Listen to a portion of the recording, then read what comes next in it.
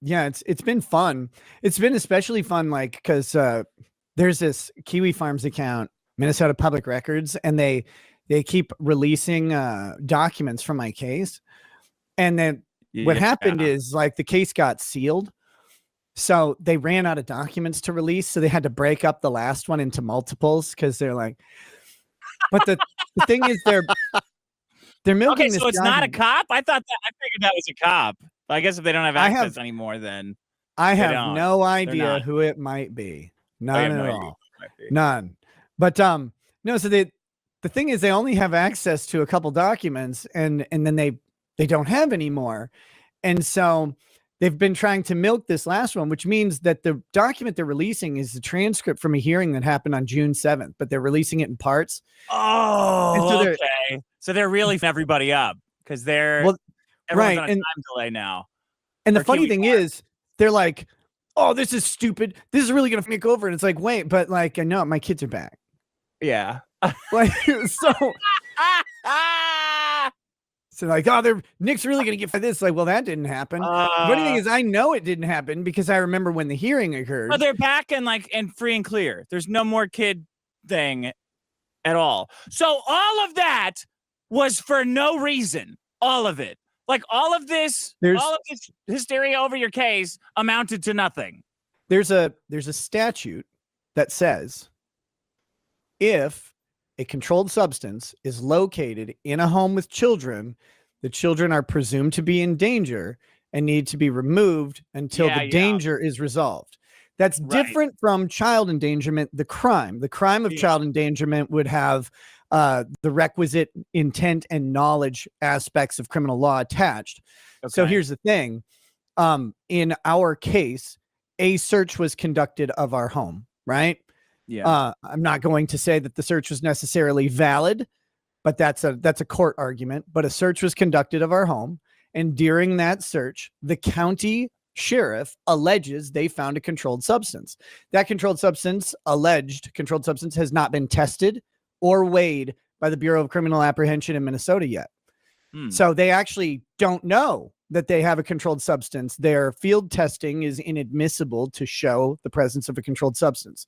So it's admissible for the purposes of establishing some level of cause, right? It goes into the factors for establishing probable cause, but they haven't actually tested it yet. So they don't know the actual weight of the alleged controlled substance. They don't know the actual chemical composition of the alleged controlled substance. But during their field testing, it field tested positive for what would be a controlled substance. And based on that, they have the grounds to emergency place the children out of the home, which is what they did. Yeah. There are no other grounds for the removal of my children from my house. So despite the kvetching online, there was not actually any finding of child maltreatment or malnourishment or neglect or abuse. None of that actually has happened. Hungry shit. Yeah. That was all. But I tried to tell people early on, that report, the kid being hungry. First of all, children say they're hungry when they're hungry. Like when they want to eat a sandwich, they say they're hungry, kind of like they say it all the time. They say it while they're eating. They say, I'm starving. I don't want to. And they say, I'm hungry. I don't want to eat that. Yes. And when this story eventually gets told, and it's so much worse than I can express. But it has to be told through court first, because if I just tell it now, people won't have any reason to believe it. The great thing is, when I get to tell it, I have all of the documentation. I have the recorded conversations. I have the video. I have it all to back it up. With your kid says you're either hungry. Have to be out of prison or in prison to tell a story. You don't want to, no one wants to tell their story and then go to prison. Like, shit, I already told my story. I got nothing to do in here now. Family Services ignored all of those reports. All the reports that said that the kids were hungry or didn't have clothes, which is ludicrous. If you have any concept of how many clothes we have, you guys don't. My kid's closet looks like Goodwill. Like it's just racks. And now they're going to say that, they're going to say that's because your home's in squalor, Nick. Right. Yeah. No, I get it. It's fine. I'm going to say this, it sounds rude, but there's a myopia of poverty is what I call it. I've coined it. Okay. And it's when people, it's not necessarily financial poverty. It's poverty of anything, poverty of information, experience, education, doesn't matter. But the myopia of poverty is when your experience is so far removed from some other experience that you can't fathom the situation that must be occurring. Oh, and so you apply your own situation into it. So what people hear is they hear there was lots of laundry on the ground and they go, man, if I had lots of laundry on the ground, it would look like X. And it's like, and then I wouldn't have laundry to wear. It's like, oh, no. You don't understand how many clothes our children have.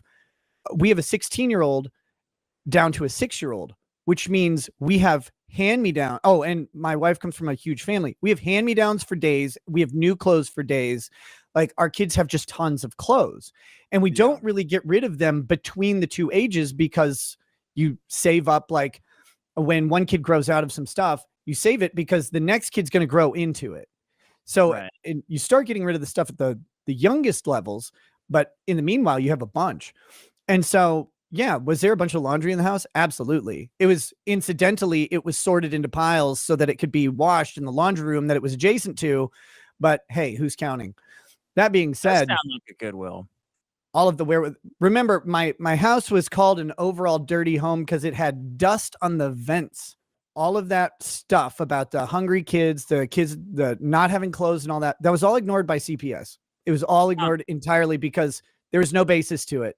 And as they did their investigation, which their initial thing when they hear this stuff is, oh my God, right?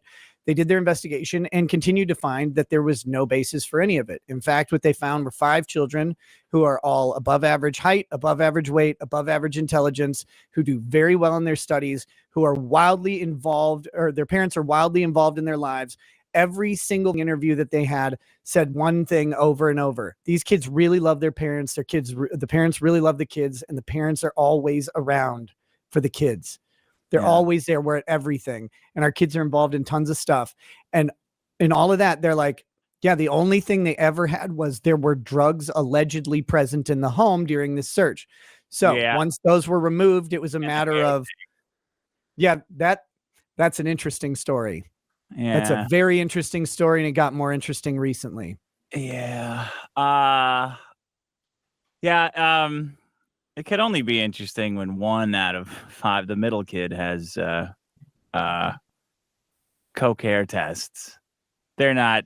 That's not the middle one. It's the next to. It's the next. Oh, to it's the next to youngest. Yeah. And see that. What's funny though is that despite that, the county never actually alleged that the child had done cocaine. Yeah. Or ingested it in any way. And they didn't even allege that we exposed the child to it. Here's why. They can't. A hair follicle test can't tell you that. Yeah.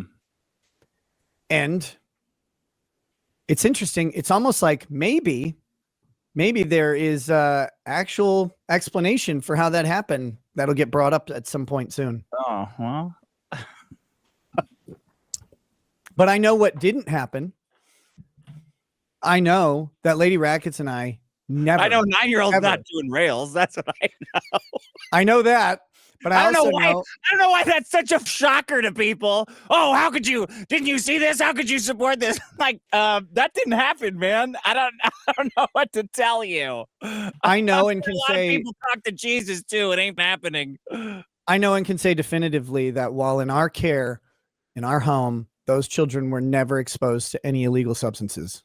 Yeah. Ever. Another thing that's fun is like people, I mentioned that at one of our hearings and they're like, why would Nick say that? Is he trying to head it off or mitigate it? Cause he knew the test was coming. No, it's fatter. If you're going to do null, you got to sound fatter. Why would Nick say that? The funny thing is their best over there at Kiwi Farms. They're sending the convicted ones.